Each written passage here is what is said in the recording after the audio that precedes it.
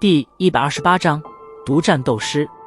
望着那忽然变得平静下来的少年，木蛇眉头微皱，紧了紧手中的大刀，冷笑道：我还不信你今天能长翅膀给我飞了。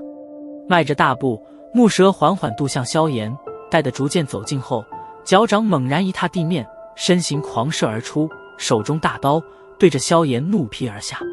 感受到面前那尖锐的破风劲气，萧炎脸庞一片凝重。斗师与斗者基本是两个难以比喻的阶级，以他现在的实力，根本很难在木蛇手中走出10回合。